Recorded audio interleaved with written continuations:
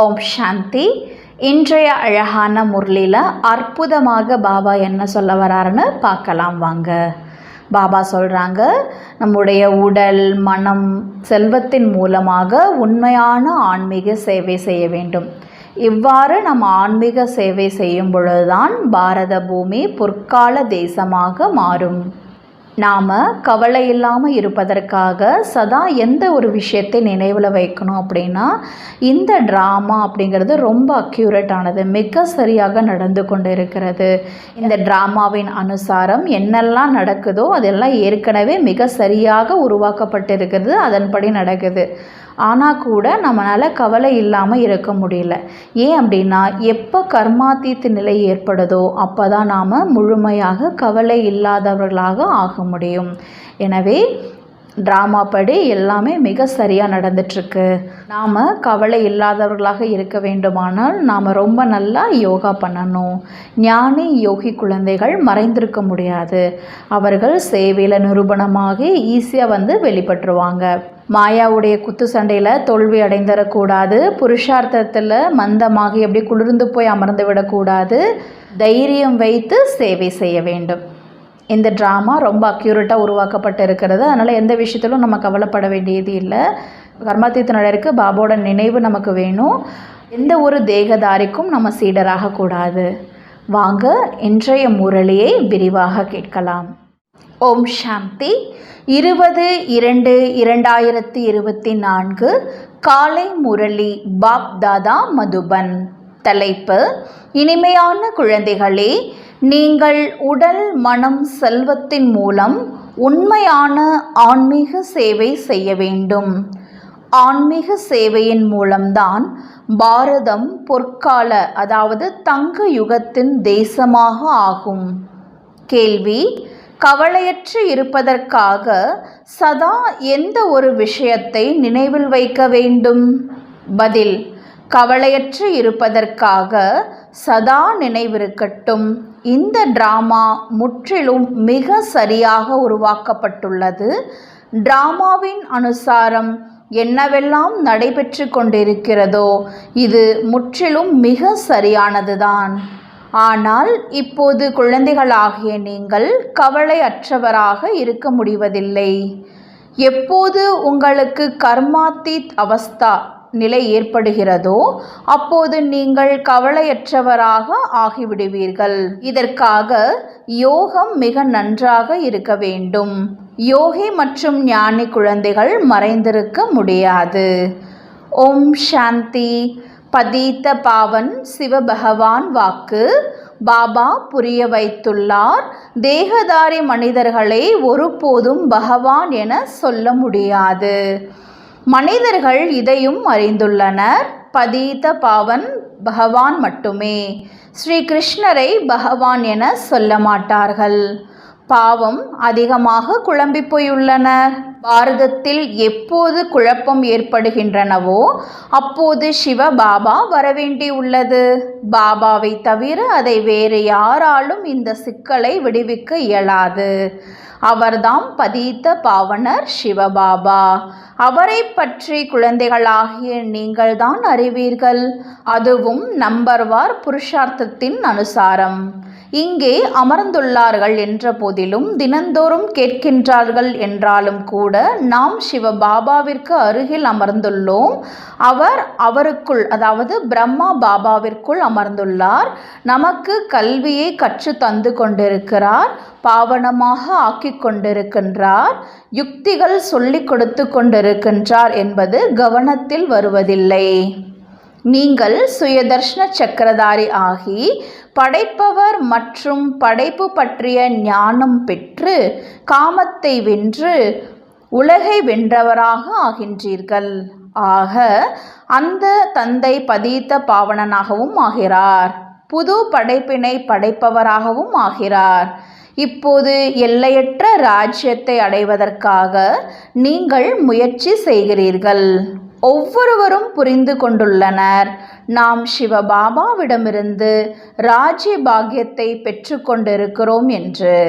இதையும் கூட யதார்த்த ரீதியில் புரிந்து கொள்ள முடிவதில்லை. சிலர் கொஞ்சம் தெரிந்து கொண்டுள்ளனர், சிலரோ முற்றிலும் அறிந்து கொள்ளாமல் உள்ளனர். சிவபாபாவோ பதீத்த பாவன் நான் என சொல்கின்றார். என்னிடம் வந்து யாராவது கேட்பார்களானால் நான் எனது அறிமுகத்தை கொடுக்க முடியும். உங்களுக்கும் கூட பாபா தம்முடைய அறிமுகத்தை கொடுத்திருக்கின்றார் இல்லையா? சிவபாபா சொல்கிறார், நான் சாதாரண உடலில் பிரவேசமாகிறேன். இது சாதாரண சரீரம். விருட்சத்தின் கடைசியில் நின்று கொண்டுள்ளார். பதீத உலகத்தில் நின்று கொண்டிருக்கின்றார். மேலும் பிறகு கீழே தவம் செய்து கொண்டிருக்கின்றார். இவருக்கும் கூட தவம் செய்வதற்கு சிவபாபா கற்றுக் கொடுத்திருக்கின்றார். ராஜ யோகத்தை சிவபாபா கற்றுத்தருகிறார்.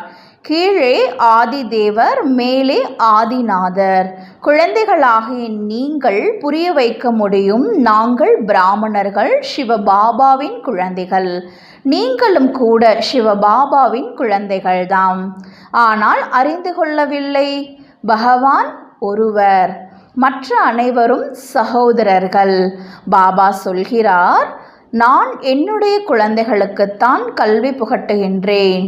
யார் என்னை அறிந்து கொண்டுள்ளார்களோ அவர்களுக்குத்தான் கல்வி கற்றுத்தந்து தேவதையாக ஆக்குகிறேன். பாரதம்தான் சொர்க்கமாக இருந்தது, இப்போது நரகமாக உள்ளது. யார் காமத்தை வெல்கிறார்களோ அவர்கள்தான் உலகத்தை வென்றவர்களாக ஆகின்றார்கள். நான் பொன் உலகை ஸ்தாபனை செய்கிறேன். அநேக தடவை இந்த பாரதம் பொன் யுகத்தில் இருந்தது, பிறகு இரும்பு யுகத்திற்கு வந்தது. இதை யாரும் அறிந்து கொள்ளவில்லை. நான் ஞானம் நிறைந்தவன்.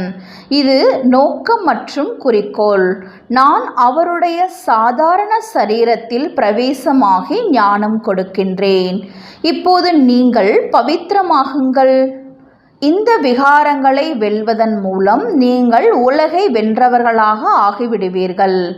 இந்த குழந்தைகள் அனைவரும் முயற்சி செய்து கொண்டிருக்கின்றார்கள். உடல், மனம், செல்வத்தால் ஆன்மீக சேவை செய்கின்றன. உலகிய சேவை அல்ல, இது ஆன்மீக ஞானம் என சொல்லப்படுகின்றது. இது பக்தி கிடையாது. பக்தியின் யுகங்கள் துவாபரயுகம், கலியுகமாகும். அது பிரம்மாவின் இரவு என சொல்லப்படுகின்றது. மற்றும் சத்யுக, திரேதாயுகம் பிரம்மாவின் பகல் என சொல்லப்படுகின்றது. யாரேனும் கீதை படிப்பவர் வந்தால் அவருக்கும் சொல்லி புரிய வைப்பீர்கள், கீதையில் பிழை உள்ளது என்று. கீதையை யார் சொன்னது? ராஜயோகத்தை கற்றுத்தந்தது யார்? காமத்தின் மீது வெற்றி கொள்வதன் மூலம் நீங்கள் உலகை வென்றவராக ஆகிவிடுவீர்கள் என சொன்னவர் யார்? இந்த லக்ஷ்மி நாராயணனும் கூட உலகை வென்றவராக ஆகி இருக்கின்றார்கள் இல்லையா? இவர்களின் 84 பிறவிகளின் இரகசியத்தை அமர்ந்து சொல்லி புரிய வைக்க வேண்டும். யாராக இருந்தாலும் சரி, ஞானத்தை பெறுவதற்கோ இங்கே வந்தாக வேண்டும் இல்லையா? நானோ குழந்தைகளுக்கு படிப்பு சொல்லி தருகிறேன். உங்களிலும் கூட யாராவது இந்த அளவிற்கு புரிந்து கொள்வதில்லை.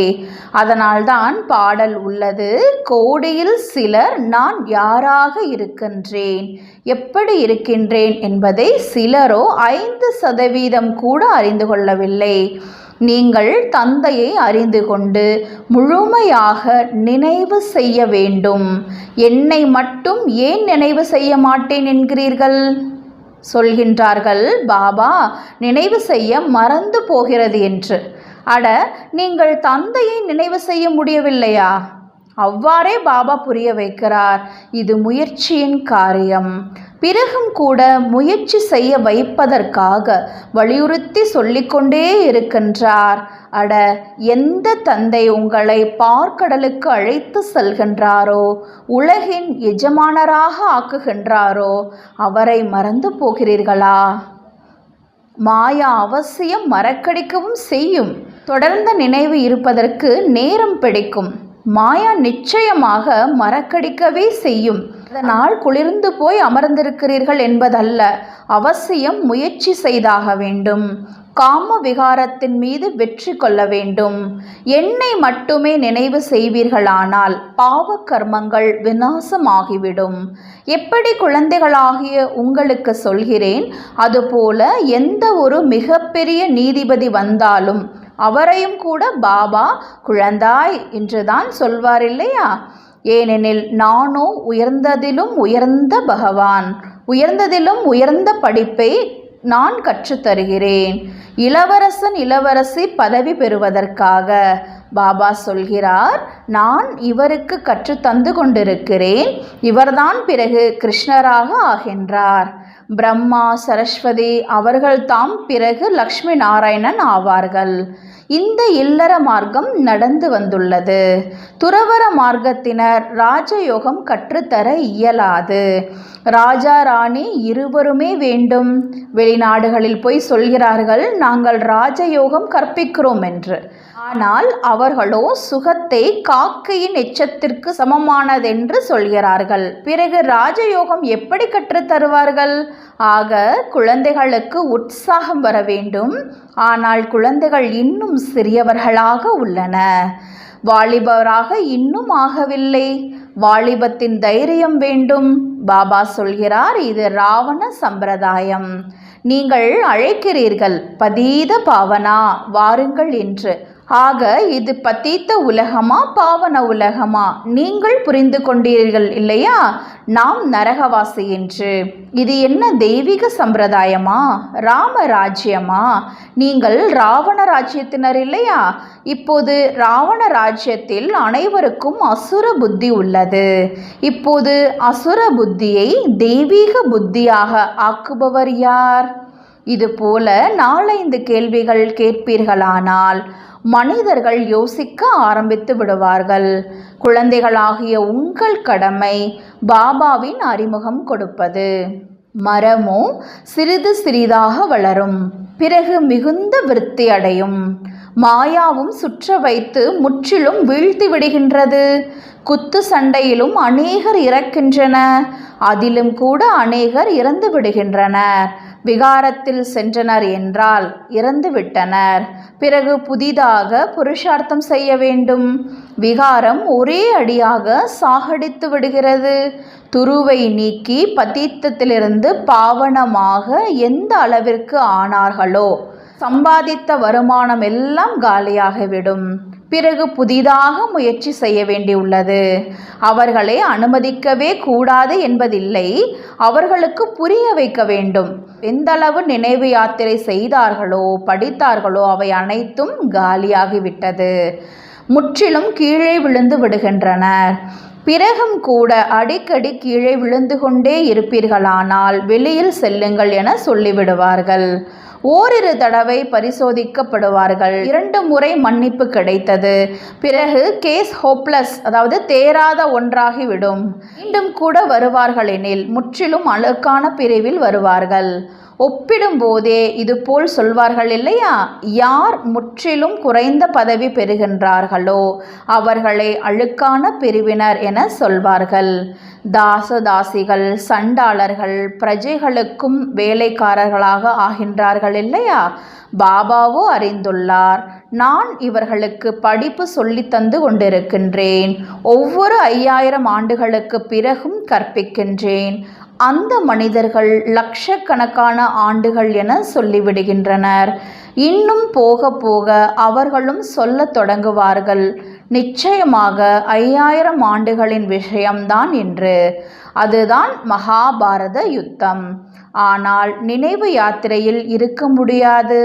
நாளுக்கு நாள் டூ லேட், அதாவது மிகவும் தாமதம் ஆகிக்கொண்டே போகும். பாடவும் படுகின்றது. அதிக சமயம் முடிந்துவிட்டது, கொஞ்சம் மீதி உள்ளது. இவை அனைத்தும் இச்சமயத்தின் விஷயங்களாகும். பாவனமாவதில் இன்னும் கொஞ்ச சமயம் உள்ளது. யுத்தம் முன்னால் நின்று கொண்டுள்ளது. தனது மனதை கேட்க வேண்டும். நாம் நினைவு யாத்திரையில் இருக்கின்றோமா? புதியவர்கள் யாராவது வரும்போது படிவம் நிரப்பச் செய்ய வேண்டும். படிவம் நிரப்பும் போது அவர்களுக்கு புரிய வைக்க வேண்டும். யாருக்காவது புரியவே இல்லை என்றால் படிவத்தில் என்ன நிரப்புவார்கள்? இது போலவோ அநேகர் வருகின்றனர். சொல்லுங்கள், பாபாவை அழைக்கின்றீர்கள், பதீத்த பாவனா வாருங்கள் என்று. இது பதீத் உலகம்தான், அதனால்தான் அழைக்கின்றனர், வந்து பாவனமாக்குங்கள் என்று. சிலர் பாவனமாகின்றனர், சிலர் ஆவதில்லை. பாபாவிற்கு கடிதங்களோ அநேகம் வருகின்றன. அனைவரும் எழுதுகின்றனர், சிவபாபா, கேர் ஆஃப் பிரம்ம பாபா என்று. சிவபாபாவும் சொல்கிறார், நான் சாதாரண சரீரத்தில் பிரவேசமாகிறேன் என்று. இவருக்கு, அதாவது பிரம்ம பாபாவிற்கு 84 பிறவிகளின் கதையை சொல்கின்றேன். வேறு எந்த ஒரு மனிதரும் படைப்பவர் மற்றும் படைப்பின் முதல் இடை கடை பற்றி அறிந்திருக்கவில்லை. இப்போது பாபா தான் உங்களுக்கு சொல்லியிருக்கின்றார். இந்த சித்திரங்கள் முதலானவற்றையும் பாபா திவ்ய திருஷ்டி கொடுத்து அனைத்தையும் உருவாக்க செய்துள்ளார். பாபா ஆத்மாக்களாகிய உங்களுக்கு தான் படிப்பு சொல்லி தருகின்றார். ஆத்மாக்கள் உடனே அசரீரியாகி விடுகின்றனர். இந்த சரீரத்திலிருந்து தன்னை தனியாக உணர வேண்டும். பாபா சொல்கிறார், குழந்தைகளே, ஆத்ம அபிமானி ஆகுக. நான் ஆத்மாக்களுக்கு கற்பிக்கின்றேன். இது ஆத்மாக்கள் மற்றும் பரமாத்மா திருவிழா. இது சங்கமத்தின் திருவிழா என சொல்லப்படுகின்றது. மற்றபடி தண்ணீரின் கங்கை ஒன்றும் பாவனமாக்காது. சாது, சந்நியாசி, ரிஷி, முனி முதலான அனைவரும் குளிப்பதற்காக கங்கைக்கு செல்கின்றனர். இப்போது கங்கை எப்படி பதீத்த பாவனி ஆக முடியும்? பகவான் வாக்கு இல்லையா? காமம் மகா சத்ரு என்பது. இதனை வெற்றி கொள்வதன் மூலம் உலகை வென்றவராக ஆவீர்கள். கங்கை அல்லது கடலோ சொல்வதில்லை. இதுவோ ஞான கடலாகிய தந்தை புரிய வைக்கின்றார். இதை வெற்றி கொள்வதற்காக என்னை மட்டும் நினைவு செய்யுங்கள். அப்போது நீங்கள் பாவனமாக ஆகிவிடுவீர்கள். தெய்வீக குணங்களை தாரணை செய்யுங்கள். யாருக்கும் துக்கம் கொடுக்காதீர்கள். முதல் நம்பர் துக்கம் காம கட்டாரியை செலுத்துவது. இதுதான் முதல் இடை கடை முழுவதும் துக்கம் தருவது. சத்யுகத்தில் இதுவோ இருப்பதில்லை. அது பாவன உலகம். அங்கே பதீத் யாரும் இருப்பதில்லை. எப்படி நீங்கள் யோக பலத்தின் மூலம் ராஜ்யத்தை பெறுகிறீர்கள், அதுபோல யோக பலத்தால் குழந்தை பிறக்கிறது. ராவண ராஜ்யமே அங்கு கிடையாது. நீங்கள் ராவணனை எரிக்கிறீர்கள். எப்பொழுதிலிருந்து எரித்து வருகிறீர்கள் என்பது தெரியாது. ராம ராஜ்யத்தில் ராவணன் இருப்பதில்லை. இவை மிகவும் புரிந்து கொள்ள வேண்டிய விஷயங்கள். இதை பாபா அமர்ந்து புரிய வைக்கின்றார். மிக நன்றாகவே புரிய வைக்கின்றார். ஆனால் கல்ப கல்பமாக யார் எந்த அளவு படித்திருக்கின்றார்களோ அவ்வளவுதான் படிக்கின்றன. புருஷார்த்தத்தின் மூலம் அனைத்தும் தெரிய வரும். ஸ்தூல சேவையின் பாடமும் உள்ளது. மனசா இல்லை என்றால் வாய் வார்த்தை அல்லது செயலின் அடிப்படையிலானது. வாய் வார்த்தையோ மிக சுலபமானது. மனது என்றால் மன் மனாபவ, நினைவு யாத்திரையில் இருக்க வேண்டும். தன்னை ஆத்மா என உணர்ந்து தந்தையை நினைவு செய்ய வேண்டும். பாபாவிடமிருந்து அறிவுரை பெற்று கொள்ள வேண்டும். அநேகரால் தந்தையை நினைவு செய்ய முடிவதில்லை. என்னை மட்டுமே நினைவு செய்ய அவர்களால் முடிவதில்லை. நினைவு செய்யவில்லை எனில் சக்தி எப்படி கிடைக்கும்? பாபா சர்வ சக்திவான். அவரை நினைவு செய்வதன் மூலம்தான் சக்தி வரும். இதுதான் கூர்மை என சொல்லப்படுவது. செயலாலும் யாராவது நல்ல சேவை செய்வார்களானால் பதவி கிடைக்கும். செயலாலும் சேவை செய்யவில்லை என்றால் பிறகு பதவி என்ன கிடைக்கும்? அந்த பாடமும் அந்த சப்ஜெக்ட் உள்ளது இல்லையா? இவை மறைமுகமாக புரிந்து கொள்ள வேண்டிய விஷயங்கள். அந்த மனிதர்கள் யோகம் யோகம் என சொல்லிக்கொண்டே இருக்கின்றனர். ஆனால் புரிந்து கொள்ளவில்லை. யோகத்தினால் நீங்கள் உலகத்தின் ராஜ பதவியை பெறுகின்றீர்கள் என்பதை. யோக பலத்தின் மூலம்தான் அங்கே குழந்தை பிறக்கிறது. இதுவும் கூட யாருக்கும் தெரியாது. உங்களுக்கு புரிய வைக்கப்படுகின்றது. பிறகும் கூட அரை கல்பத்திற்கு பின் நீங்கள் மாயாவின் சீடராக ஆகிவிடுகின்றீர்கள். பிறகு மாயா இப்போது கூட உங்களை விடுவதில்லை. இப்போது நீங்கள் சிவ பாபாவின் சீடர்களாக ஆக வேண்டும். எந்த ஒரு தேகதாரிக்கும் சீடராக ஆகக்கூடாது. சகோதர சகோதரி என்றும் இப்போது சொல்லப்படுவது பவித்திரமாக வேண்டும் என்பதற்காக. பிறகோ அதனினும் மேலே செல்ல வேண்டும். சகோதர சகோதரன் என புரிந்து கொள்ள வேண்டும். சகோதர சகோதரி என்ற திருஷ்டியும் இல்லை. டிராமாவின் அனுசாரம் என்னெல்லாம் நடைபெறுகின்றனவோ முற்றிலும் சரியாகவே நடக்கின்றது. சிவபாபாவோ கவலையற்றவர். இவருக்கோ, அதாவது பிரம்மா பாபாவிற்கோ கவலை நிச்சயம் இருக்கும். எப்போது கர்மாத்தீத் அவஸ்தா ஏற்படுகின்றதோ அப்போதுதான் கவலையற்று இருப்பார். அதுவரை ஏதேனும் ஒன்று நடைபெற்று கொண்டேதான் இருக்கும். யோகம் நன்றாக இருக்க வேண்டும். யோகத்தை பற்றி இப்போது பாபா வலியுறுத்தி சொல்கிறார். இதை பற்றி சொல்கிறார். அடிக்கடி மறந்து போகிறோம் என்று பாபா புகார் செய்கிறார். எந்த தந்தை உங்களுக்கு இவ்வளவு கஜானா தருகின்றாரோ அவரை நீங்கள் மறந்து விடுகிறீர்கள். பாபா அறிந்துள்ளார் யாரிடம் ஞானம் உள்ளது, யாரிடம் ஞானம் இல்லை என்று. ஞானி ஒருபோதும் மறைந்திருக்க மாட்டார். அவர் உடனே சேவையில் நிரூபணத்தை தருவார். ஆக இவை அனைத்தும் புரிந்து கொள்ள வேண்டிய விஷயங்களாகும். நல்லது. இனிமையிலும் இனிமையான தேடி கண்டெடுக்கப்பட்ட செல்ல குழந்தைகளுக்கு தாயும் தந்தையும் ஆகிய பாப் தாதாவின் அன்பு நினைவுகள் மற்றும் காலை வணக்கம். ஆன்மீக குழந்தைகளுக்கு ஆன்மீக தாய் தந்தையின் நமஸ்காரம். ஆன்மீக தாய் தந்தைக்கு ஆன்மீக குழந்தைகளினுடைய நமஸ்தே நமஸ்தே நமஸ்தே. தாரணைக்கான முக்கிய சாரம்: மாயாவின் குத்து சண்டையில் தோல்வியடைந்துவிடக்கூடாது. புருஷார்த்தத்தில் குளிர்ந்து, அதாவது மந்தமாகி அமர்ந்துவிடக்கூடாது. தைரியம் வைத்து சேவை செய்ய வேண்டும். 2. இந்த டிராமா மிக சரியாக உருவாக்கப்பட்டுள்ளது. அதனால் எந்த ஒரு விஷயத்தை பற்றியும் கவலைப்படலாகாது. கர்மாத்தீத் அவஸ்தாவை அடைவதற்காக ஒரு பாபாவின் நினைவில் இருக்க வேண்டும். எந்த ஒரு தேகதாரிக்கும் சீடராக ஆகக்கூடாது. வரதானம்: ஸ்ரீமத் படி சேவையில் திருப்தியின் விசேஷ தன்மையை அனுபவம் செய்யும் வெற்றியின் மூர்த்தி ஆவீர்களாக. எந்த சேவை செய்தாலும் சரி, யாராவது ஞானம் அறிந்து கொள்ள வருபவர்கள் வந்தாலும் சரி, வராவிட்டாலும் சரி, ஆனால் சுயம் நீங்கள் உங்களிடம் திருப்தியாக இருங்கள். நான் திருப்தியாக இருந்தால் பாபாவின் செய்தி கொடுக்கக்கூடிய சேவை அவசியம் வேலை செய்யும் என்று நம்பிக்கை கொள்ளுங்கள். இதில் மனசோர்வு அடையாதீர்கள். மாணவர்கள் அதிகரிக்கவில்லையா? ஒன்றும் பரவாயில்லை. உங்களுடைய கணக்கு வழக்கிலோ சேமிப்பாகிவிட்டது. மேலும் அவர்களுக்கு இறை செய்தி கிடைத்துவிட்டது. அவ்வளவுதான். சுயம் நீங்கள் திருப்தியாக இருந்தீர்கள் என்றால் நீங்கள் செய்த செலவு பயனுள்ளதாக ஆகிவிட்டது.